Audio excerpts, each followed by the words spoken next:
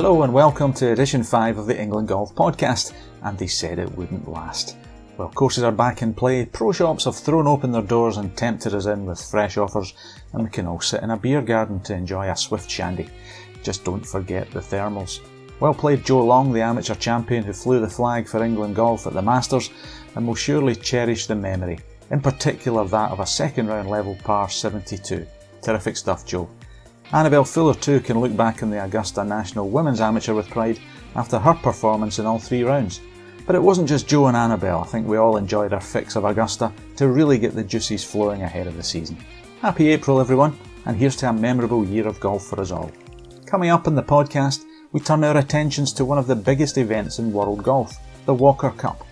Team captain Stuart Wilson speaks about his dreams at becoming only the 3rd man ever to lead a GB&I team to victory on American soil. Ben Schmidt gives us the player's perspective. The young Yorkshireman tells us why he believes GB&I's underdogs can bite back. Later on we'll also celebrate getting back to golf with former Bolton, Celtic and Everton footballer Alan Stubbs. And if that isn't enough, listen out for a truly inspirational interview with Hannah Ingram-Moore.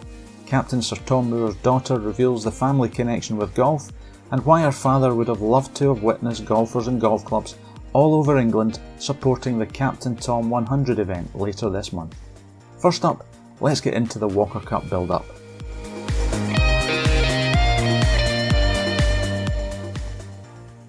Stuart Wilson was no stranger to amateur success as a player, a winner of the Lytham Trophy, the amateur champion of 2004, and part of the GB&I Walker Cup winning team of 2003 at Ganton in Yorkshire.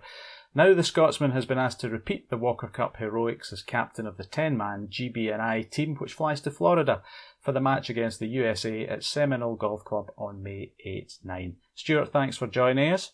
Thanks Ian, nice to be here. Now it's quite an accolade to be team captain. How are you feeling about that role and what are your hopes and ambitions for the Walker Cup this year? Obviously it's a great honour to be asked to be captain of the Walker Cup. I mean, like you said in the wee intro there, which was very kind of you, being a Walker Cup player in the past and having that experience of being on a winning side.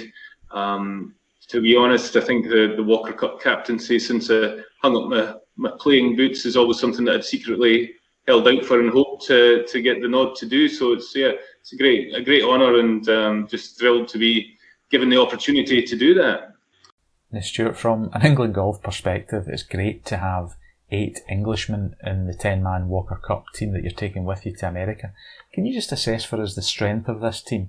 And even though on paper the Americans are favourites, this is clearly a very talented group of players that you've got at your disposal. Absolutely. Like you say, going over to America to try and win the Walker Cup, there's only been 2 teams before us that have actually succeeded in doing that, so we know how difficult it's going to be. And as far as selection goes, we're just delighted to be in a position where we can pick what we feel is the strongest team that we can put forward on any given day. And obviously it was a different year this year, given maybe the preparation and the schedule wasn't what it would normally be. It was always going to be a tough one this year, given that it was a match in May, so we were never going to be playing the full kind of domestic season before picking the team, because normally we'd be looking at a lot of informed players and things. We did try to put together a little bit of a winter series that the RNA were supporting, which was really good of them to do that. But unfortunately, best laid plans again, things were scuppered by COVID and we couldn't do all that. So we looked at a lot of the historical results and things, along with what some of the guys had been doing in the interim. And yeah, we're just delighted that we can put together the team that we've got with between their world amateur rankings and their experience and a lot of good results recently. 6 of the players are based in America and have obviously experience of playing that side of the pond.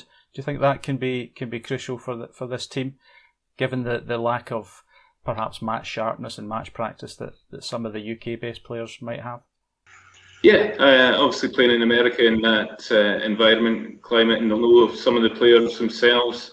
I think, again, history shows that part of the preparation for knowing the venue and things, as well as the playing conditions, stands you in good stead. So yeah, having guys that are playing out in America regular should hopefully help us adapt quickly to Seminole itself. I think a few of the guys have been up and had a small recce. Unfortunately, I couldn't get out there myself, nor could any of the RNA guys. But I think it's a big positive, and there's more and more the players go over to the States to study and things these days. So they'll know what they're coming up against.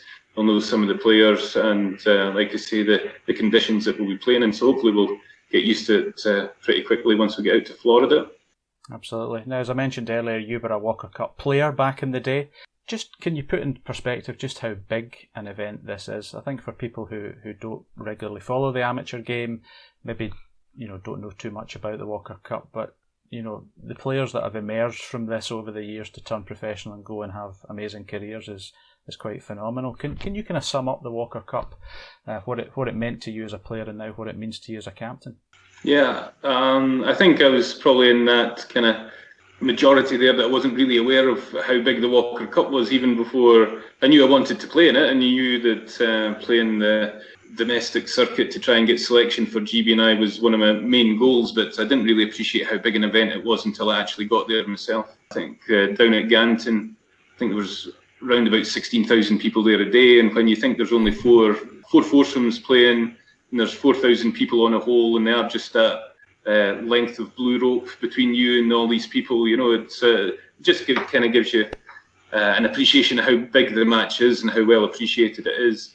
And I think obviously over in America, everything's a little bit bigger over in America. So I'm sure, unfortunately with COVID, we might be a little bit curtailed, but it certainly is one of the greatest kind of spectacles, not just in amateur golf, but I think just in golf itself, as far as a team match, and like you say, the amount of people that have come through it and gone on to future success, even to the point that have seen and heard things from Ryder Cup players, and they're still referencing back to their Walker Cup days and their match play and team experience and how much it stood them in good stead for the Ryder Cup. So it just shows you what a great stepping stone it is to bigger and better things.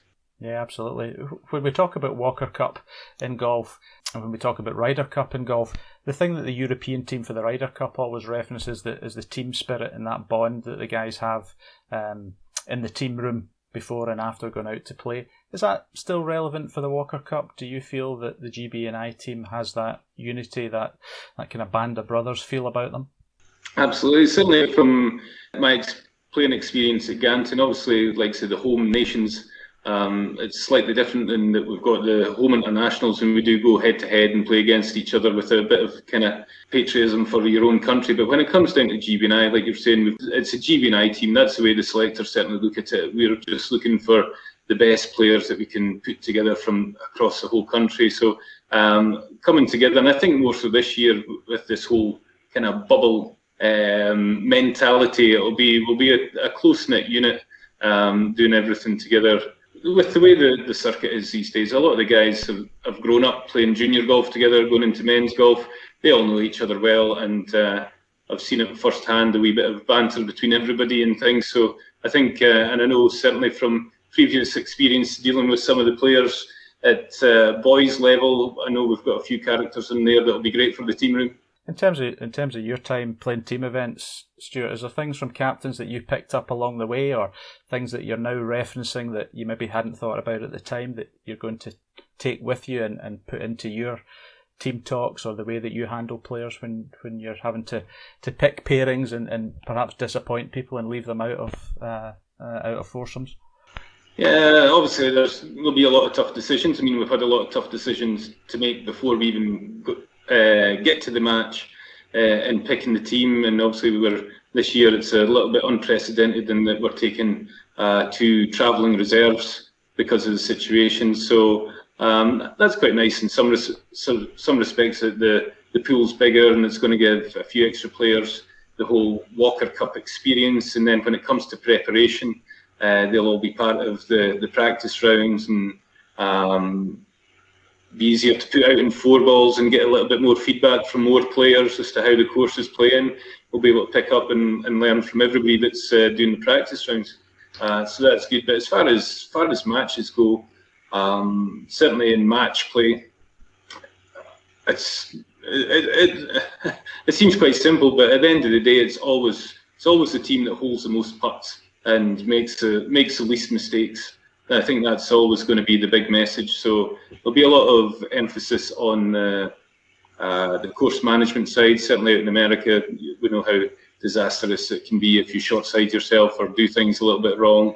And then obviously the putting, the Americans will be used to the greens and the pace of the greens, and but yeah, it always comes down to the ones that hold the most putts at the end of the day. So if everybody can be on the putting green between now and May and doing their practice there, I'd appreciate it very much.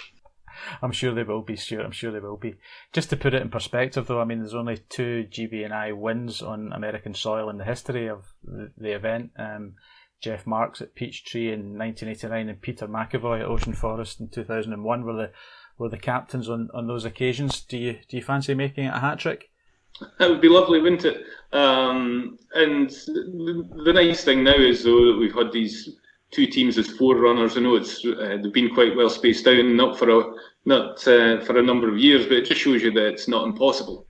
That it can happen, and there's no reason why it can't happen for us either. So we'll all be there with a good attitude and looking to bring the Walker Cup back with us, without a doubt.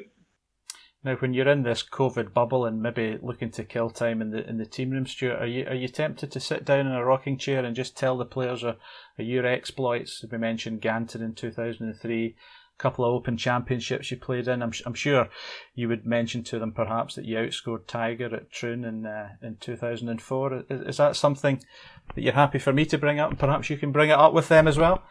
I should maybe bring you along with us, Ian, just so you can drop it in the conversation. No. I think that is always one of the things I kind of fall back on is my playing days, because that's my own experience and that's what I have to kind of fall back on. But I realise the players are all their own individual, and the game's moved on a bit since I was playing, as well as to the mindset and how to play the courses and things. I think, like I say, I've had the luxury of working with some of the guys before as boys, so they'll probably be fed up with my stories by now, and I've heard them all. I'll need to make up a few new ones. That's it. That's terrific, Stuart. As I mentioned earlier, there's 8 Englishmen involved in the team: Barclay Brown, Jack Dyer, Angus Flanagan, Alex Fitzpatrick, Matty Lamb, Joe Long and Ben Schmidt. And the 2 reserves are also English: Jake Bolton and Joe Pagden. Very best of luck to the boys. Very best of luck to you as well, Stuart, with your captaincy. I'm sure it'll be a great success, and we look forward to welcoming you back to these shores with that Walker Cup. Much appreciated, Ian. Thanks very much. Nice to speak to you.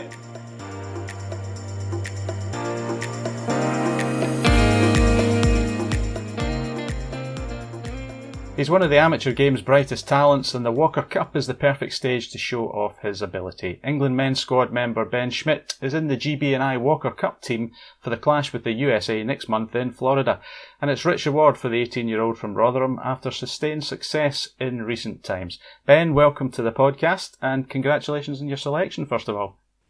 Hi, Ian. Thank you. Yeah, really looking forward to it, and really pleased to be part of that team. Can't wait to get out there. I was going to say, what does it mean to you to be part of this team? It's a huge step for you in your career.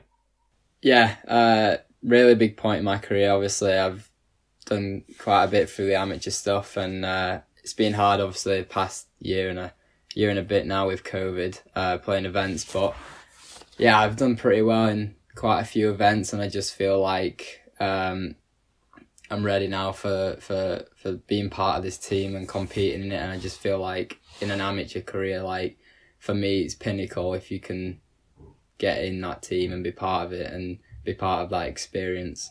Now, Ben, the good news is that you're one of 8 Englishmen in the Walker Cup team for this year's match. What does that say about the state of the English men's amateur game at the moment? Well, it obviously shows that the talent and all the lads part of England's really high standard. You got everyone that's part of that team is obviously a great golfer. Really shows what's coming out of the UK and how good everyone is. Just going back to 2019 then, I mean, we've touched on it before, it was your breakthrough year in some ways because of the amount of events you won.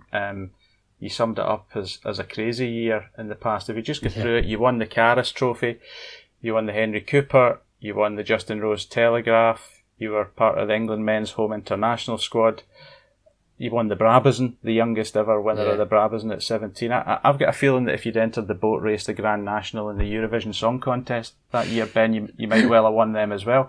Can you just sum up 2019? Just looking at that list of victories, it's incredible for one so young. You'd only just turned 17 that summer. Yeah, like I said, I think it was not a surprise because I practiced a lot and I put a lot of hard work in. Up to that point, like going the year before 18, had some good finishes, managed to win the Westwood Trophy, and yeah, I felt like it was getting there. And then obviously going into 2019 and starting off, and the win of the Brabazon came in May, and I think that was it. Then like after that, I just sort of bounced off each event and just performed throughout the whole season. And it was just a really, really good year for me. Like I really enjoyed everything, every event, just turning up, playing, practicing the rhythm, just everything seemed to flow really good that year. And then obviously carrying it into the start of 2020, going out and playing some events out of the country, like Australia, started the year there, had some good finishes. Had a win in there as well, which was nice. And then like I say, obviously COVID started to come around and put things on a bit of a hold, but we come out of lockdown and played a few events here in the UK, and did all right. Felt games actually still in a part where it's pretty good considering the amount of time I've had off. So yeah, and then obviously we get to a stage now where played the start of this year, Jones Cup again, had quite a lot of time off, but my game in my head, I'm positive, still feel like it's in a good place, and had a decent finish in Jones Cup, which has then led on to being part of the Walker Cup squad now, to compete against the US at Seminole in May, which again, I'm looking really forward to that. I can't wait. You touched on what you did in Australia last winter, early in 2020, which kind of carried on the form of 2019. It must have given you a real belief that you could win on an international stage and test yourself out with GB&I to take your game and play different courses, adapt to different circumstances, take on different competitors, and yet still emerge holding that trophy at the end of the week. Yeah, I mean, I just see it as like you turn up to an event and every player there's in the same boat. Everyone's got to play that same golf course. So obviously 2019, the good wins over here, managed to play the US Amateur that year. That was unbelievable experience because that was like the first proper time I'd played out of the country. So again, like everything's different, the climate, the grass, the courses. So I'd almost had a bit of experience there, which I think helped a lot leading into the year of 2020, that winter. January when I went out to Australia and competed out there, and you sort of know how to turn up to the events and what it's going to be like, and you get a feel for it. And I think 2019 as an experience in everything helped me a lot, and just from there I could carry that on. And like you say, it's just knowing how to adapt and know what to do at different situations, different courses, different climates and everything. Absolutely. Now fast forward to the winter just past, and your passport has been stamped many times. Well, we're all looking on jealously. And obviously you were doing this legally. You had government permission to do it as an elite athlete before anyone wonders what's going on. But I think you were in Dubai, you were in America, you had a trip to the Caribbean. But just in terms of your development and your progress this year, how important was it to have these experiences and to practice in a warm weather climate and just to keep your game ticking over? Yeah, I think that's a massive part of this going to be this year. And like I say, the first event, Jones Cup, which was in February, I got to spend some time in Spain before Christmas, because I could go over there like say warm weather, golf courses open, I could practice, I could just carry on that rhythm, carry on practicing, doing what I'm doing. And then, going out to Dubai and before Jones Cup, and again, just everything, the warm weather, being able to practice, and that, I think that definitely does help 100%.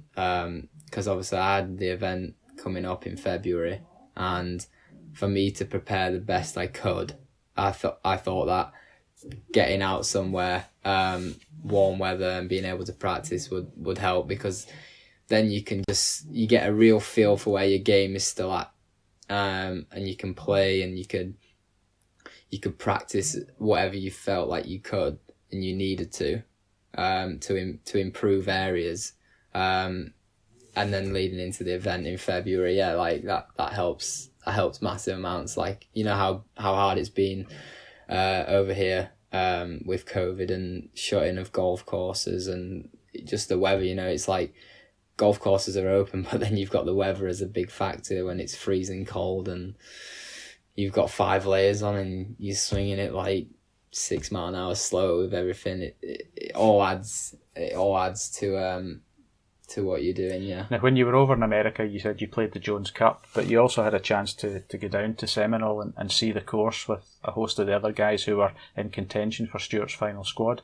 What did you make of the course? What can we expect to see when you guys turn up there next month for the actual Walker Cup?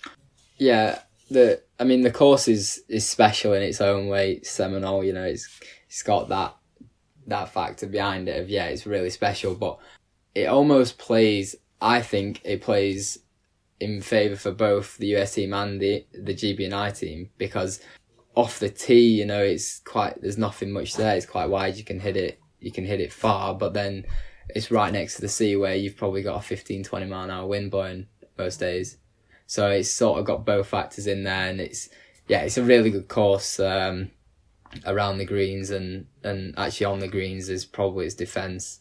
And then obviously the conditions, it's going to be hot, but the wind there will make it really tough. And it'll be interesting to see what it's like in May. Obviously I played it just over a month ago, and when I played it was just unbelievable. It'll be interesting to see what it's like for when we turn up.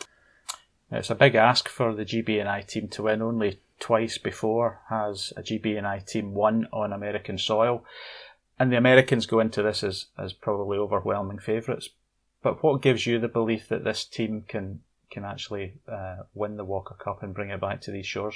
The GB&I team is a really strong team. I think we'll all get on well. We'll all bond, and we're all great players. So I think, if we turn up and everyone has the right mindset and everyone has the right game, then there is no reason why GB&I cannot win the Walker Cup this year.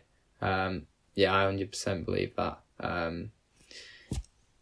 You talk about the team bonding. So what's the WhatsApp group like? Has it started yet? Can you give us any details? What's the chat like? No, it's there's not many group chats going on, but like you say, like we all know each other. We've all played in events the same, and we all get on really well.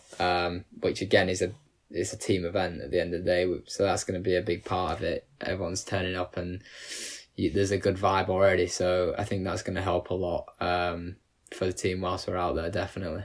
Terrific. Ben, listen, enjoy the experience, I'm sure you will. Play well, I'm sure you will. And as you say, make sure you bring that trophy back to these shores. Yeah, thanks Ian, really appreciate it.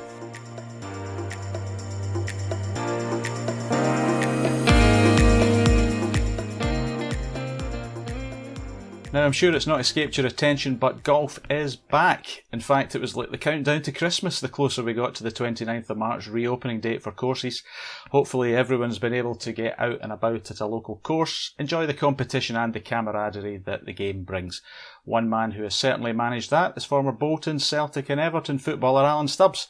A member at the splendid Formby Golf Club, Alan has been back out booming drives, clipping irons and holing putts, or so he tells me, and joins us now to talk us through his return to the game with his friends. Alan, good to have you in the podcast. What was it like for you that first day back on the golf course?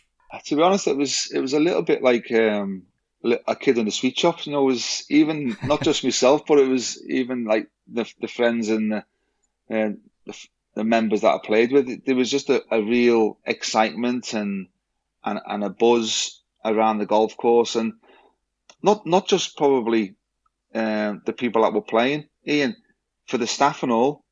You know, you could see that it was a big lift for everybody. So it was great. The golf on the day wasn't too bad. I thought I might have been a little bit more rusty than what I thought, but just generally, just great to be back out in the fresh air, and you know, and swinging a club, and you know, having a bit of conversation and a bit of banter with you know, your fellow members. Yeah, absolutely. Now you've been a professional sportsman at the very top of the game. Is it that competitive edge about golf that gets you hooked, or is it the social side of things? What was it that brought you into the sport? I think now it's a little bit different. Now it is that aspect. It is the social side, and you know, having a bit of friendly banter with your mates, fellow members, competitions on a Saturday, you know, little very small wages, you know, amongst everybody. So, you know, if anything, there's, you know, at times there's 12 of us that go out on a Saturday, and you know, it's £5 a head for everybody, and you know, best score wins. And but when I was actually playing, you know, golf for me, that was my release, that was my downtime, and my bit to get away from the pressures of, you know, playing football. And it was, you know, for me, it was 4 hours of just calm, even though, you know, sometimes it would be frustrating in terms of your actual playing golf. The fact that you're out there and you've got your own time and it's your own space, you know, was something that I really appreciated.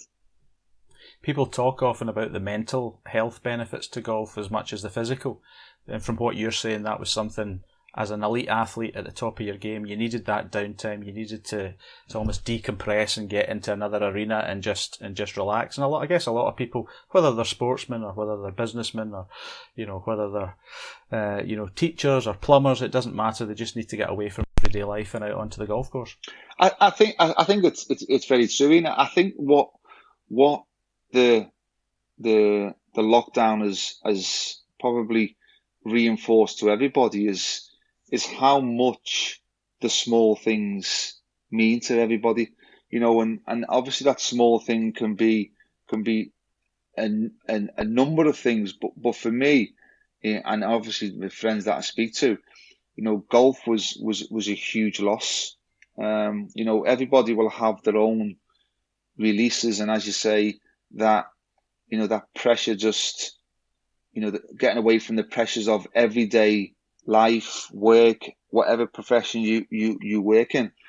It was golf. The golf course seems to be a place where, not just where you can totally relax and have a little bit of downtime, but it's a chance, obviously, to meet new friends, new people, take, you know, business acquaintances out, and you know, there's so many areas to exploit on the golf course. And as you know, a lot of people say, and especially the people that I speak to who are business people, the amount of, you know, deals that are concluded on the golf course, you know, is a lot for where they are, you know, as individuals now.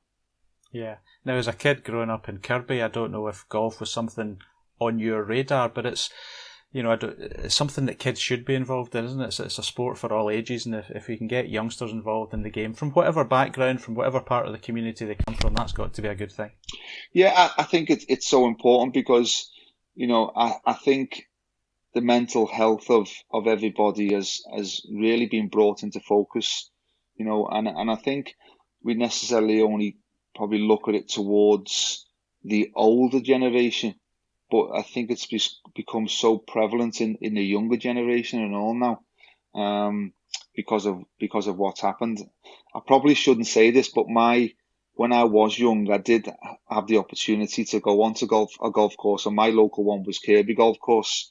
But with me coming from a very working class background, I have to admit I did have to sneak on a few occasions to play the golf. I think we've all done that, Alan. Yeah, I wouldn't worry about that. I'm sorry for doing it. Looking back now, but I'm sure it was part of my childhood and growing up. Yeah. You've obviously been involved in the football environment for so many years, both as a player and a manager. Football and golf are kind of interlinked, aren't they? There's always been that in a dressing room with a number of footballers who are keen golfers. Down the years, you must have seen that yourself. So who are the bandits? Who are the people that you knew on a golf day that you thought, oh, he's going to come in with 44 points in a Stableford? Well, probably the best one that I played with was Simon Davis, the former Fulham and Everton player, and obviously Welsh international. He was probably the best player. At the time when I was playing, Simon was off scratch, so he was a really good player. Gordon Marshall, goalkeeper and fellow teammate at Celtic, was a very good player. I think at the time Gordon was off, around about 2 or 3. Big, elegant, swing, really, easy on the eye, really good player. Mark Pembridge, another one, very good player. Steve Watson was good, but probably a bit of a bandit, because probably played off a little bit more than actually his handicap should have been. And it was the old one, well, they haven't got an official handicap, quote unquote. So there's been quite a few. Obviously coming through at Everton, Wayne liked his golf. He was only just starting off, so, but very quickly, even playing with him early on, his handicap was starting to come down very quickly. And I know he loves his golf and all. But they were probably the ones that stuck out the most. And you play your golf in a very beautiful part of the world up there in the northwest, England's Gulf Coast. So you're blessed with a number of good courses. So when you walk out onto that first tee at Formby, I know there's a railway line to the right. You've got to try and block that out of your mind and don't carve one onto the tracks. But it's something you enjoy, something you feel lucky to be involved in. Oh, I'm so privileged to be a member of such a fantastic course. There's no doubt about that. And when I got into the club, I was so excited because, sometimes when you're a member at such a prestigious course, you sometimes take it for granted, and it's only when you hear other people that come and play the course and how they wax lyrical about it that you appreciate it. And sometimes you just have to pinch yourself the fact that, you get a chance to play that, course a few times a week. Because we are lucky along this coastline, just to name a few. You've got West Lancashire Golf Club, and you've got Formby, you've got Southport and Ainsdale, you've got Hillside, Birkdale, and then further up you've got Royal Lytham. We're so lucky, along this coastline. But the other great thing, Alan, is that, and I've played it myself, there's a municipal links in Southport that's great. If you're a kid starting out or somebody new to the game, you don't need to be a member at Formby or Royal Birkdale or Hillside or one of the bigger clubs. You can go out there and pay as you play.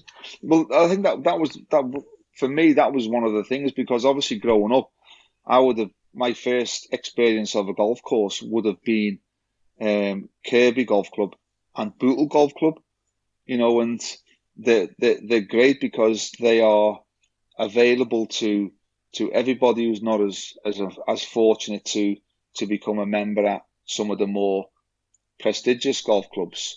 But the banter and the camaraderie would still be exactly the same at whatever club you are, because you've got, if anything, you'll probably have even more characters at the at them type of golf clubs. Yeah, absolutely. So And it's the great. same fiver you win, isn't it? At the end of the day, Yeah, it's the same fiver. Whether you're paying for a fiver or a pound or 20 pence or 50 pence, it's not necessarily the honour of the money. It's the prestige of having a bit of banter with all the guys that you've beat to give a little bit of stick and you've got to take it and you've got to receive it and all.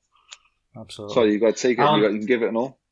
Yeah, absolutely. Listen, it's great that you're back out enjoying your golf like the rest of the country. That opening on March 29 was welcomed by an awful lot of people around the country, and it's been great to see so many people out in the fairways ever since. And listen, good luck for the rest of the season. I did big you up at the beginning by saying that you boomed drives and clipped irons and hold putts, so you just need to stay true to that for the rest of the season. Yeah, I know. I'll try my very best, certainly will.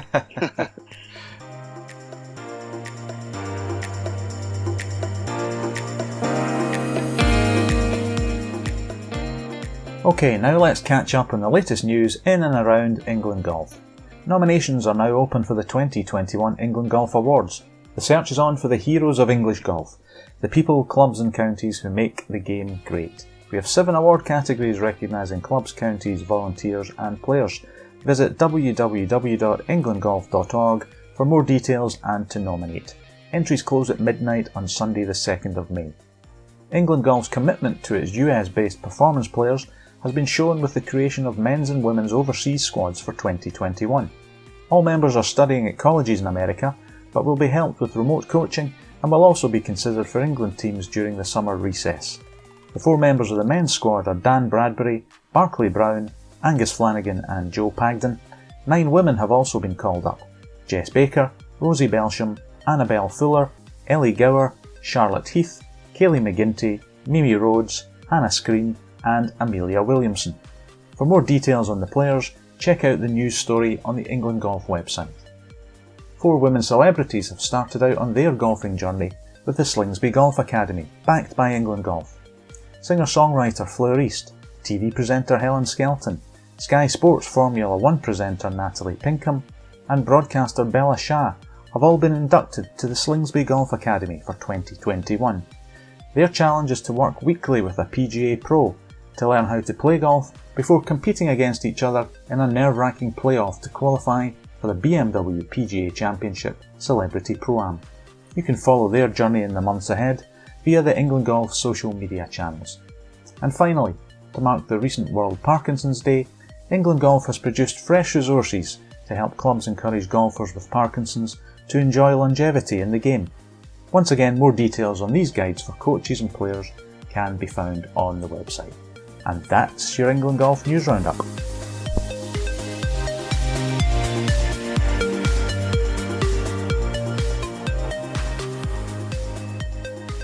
Through the darkest days of COVID in 2020 shone a beacon of hope provided by a quite remarkable gentleman. Captain Tom Moore thought he'd do his bit to help raise funds for the NHS by walking 100 laps of his garden at the age of 100. Well, he did that and much more. Captain Tom's efforts helped raise a staggering £38 million for NHS charities. And even though he sadly passed away this year, his family are continuing to shine a light forward through the pandemic via the Captain Tom Foundation. It's great to have Hannah Ingram-Moore, Captain Sir Tom Moore's daughter, join us here at England Golf to bring news of a very special weekend coming up at the end of April, where once again charities around England will benefit. Well, thank you very much for inviting me here, and it's really an absolute privilege. And in order to tell you about the Captain Tom 100, I have to tell you a little bit about what went before. Of course, when everyone is aware that my father died at the beginning of February, he never thought he was going to die, and actually neither did we. And so he never, ever lost his spirit of hope and positivity. Never left him once. And what I would say is that my entire childhood and life was cemented by hope and positivity because that's who he was. And so when he was in hospital and we realized that he probably wouldn't come out, we did start to talk about what the future would hold. He believed inclusivity was everything. He believed powerfully in equality. And so when we were looking at how we would celebrate his birthday, it had to be about the number 100, because the most incredible things happened to him in his year that he was 100. And he and we wanted to give this out as a challenge that allowed people to be free. It doesn't matter who you are, where you are. It doesn't matter whether you feel restricted. This is 100 anythings. Pick up the number 100 and do something amazing with it. It doesn't matter what it is. Absolutely, it's a fantastic idea, Hannah, and I'm sure golf clubs and golfers around England will pick this up and run with it for that birthday weekend. And in terms of golf, it could be anything, couldn't it? It could be 100 putts, it could be 100 keepy-uppies if you're that skilled at being able to juggle the ball. It could be trying to break 100 or shoot 100 even in a competitive round. Absolutely, it's open to any of your creativity. And I think, as I often say, like, I can start with the first thing, but I know I won't end it. Once we pass that out as a challenge, I cannot wait. And you know what puts the biggest smile on my face is if my father was sitting here and he was listening to this interview. I think, what would he be thinking? And if he was listening to us challenging every golf course in the country to pick up the number 100, what would he think? He would just be so thrilled that that he would absolutely believe people would pick up that number and think of things we can never think of. Of course, I've already challenged the family of golfers to come up with their 100 thing on the golf course. So let's see, once everyone starts posting their 100, what that's going to look like. I can't wait. Absolutely. I'm aware of your father being a cricket lover, among many other sports, but I believe there's a family link to golf as well. Even though your father didn't actually play the game, he was still very much aligned with it, and it was a sport he had a great deal of affection for, and he enjoyed his lunches at Woburn Golf Club as well, I should say. You know what he particularly relished when he moved in with us back in 2007 was that he had access to watching the children play sport. He absolutely loved it. Very quickly when we moved up here, we were able to go and celebrate his birthday with lunches at Woburn Golf Club. He loved the special place that it was and the way that he was welcomed. And this was way before anyone knew who Captain Tom was. And even more than that, he looked at Georgia, who's 12, and she saw that she had access. He saw that she had access to a sport that still can be very dominated by boys and men. Sure. And what he saw is that she was encouraged to look past the fact that she was often a minority. And what the sport gave her was support through a couple of programs that I know were run with Golf England, and they really made a massive impact on her. So for him, the joy came because, remember, for my father, his whole voice is about inclusivity. In terms of your message to golfers and golf clubs then, the Captain Tom 100 is going to be that weekend, April 30 to May 3. People can let their imaginations run riot and come up with whatever they want to mark that occasion and raise money. So just tell us again how people can get involved, the website and all the details that people can go to. England Golf will be pushing out information to golf clubs, but for golfers listening into this, how can they get involved as individuals? So it's the Captain Tom 100 website that will be launched on the 6th of April. All assets available from there. And you can post to the hashtag Captain Tom 100. And we think this is going to be a lot of fun, and we just can't wait to hear. But any questions you can fire back to that website. There'll be someone picking up emails. Terrific. It sounds like great fun. I'm sure millions of people across the country, not just involved in golf, but other sports as well, will get involved in this. And it's a fitting tribute to your father that the country still remembers him so fondly, and will continue to raise money and basically honour his memory in the best way they can going forward. So on behalf of everyone, Hannah, thank you very much for your time today, and good luck with all the charitable endeavours going forward.